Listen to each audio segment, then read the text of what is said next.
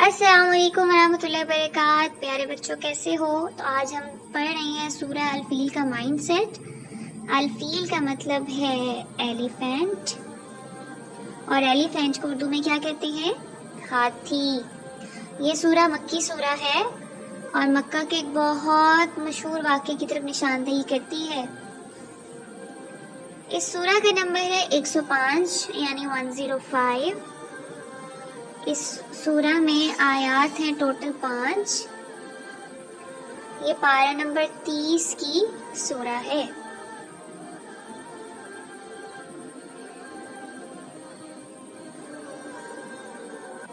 अगर हम इस सूरह के थीम की तरफ जाएं तो इसका थीम बहुत ही प्यारा है। अल्लाह ताला अपने काबा की खुद हिफाजत करता है। उसने इस काबा को चुन रखा है कि इसमें सिर्फ और सिर्फ उसका ही नाम लिया जाए और उसी की हुकूमत हो। चलिए मेरे साथ मिलकर आप सब रिवाइज करें कि हमने इस सूरह से क्या सीखा था। अब्राहा एक इथोपियन रूलर था, बहुत गुस्से वाला।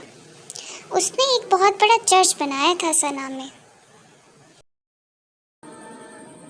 और वो चाहता था जिस तरह काबा की तरफ जौक दर जौक लोग हज करने जाते हैं, ऐसे जो मैंने चर्च बनाया उधर भी आए। तो उसने अपने इस भयानक मकसद में कामयाबी के लिए एक बहुत बड़ी फौज बनाई। उसमें हाथी और जंगजू लोग रखे।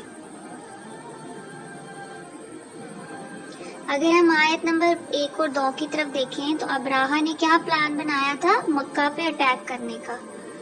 मक्का के लोग बहुत घबरा गए थे। इतनी बड़ी आर्मी का वो कैसे मुकाबला कर सकते थे? उन्होंने अपने रब को पुकारा, ओ अल्लाह प्रोटेक्ट योर काबा प्लीज।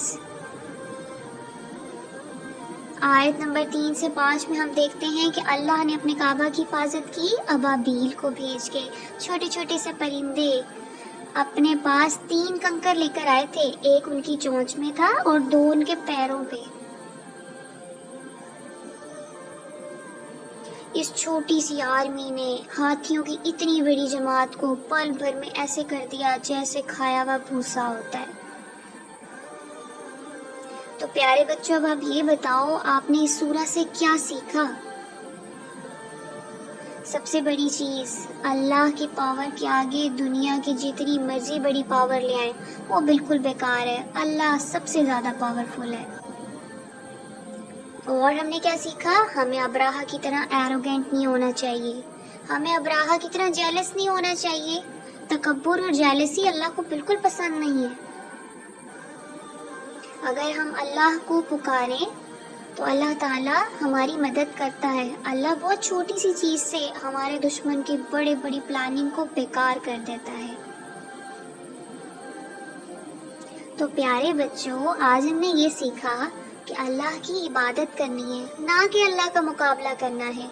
और रब्बी ज़िदनी इल्मा, ऐ अल्लाह मेरे इल्म में इजाफा फरमा। अस्सलामु अलैकुम रहमतुल्लाह।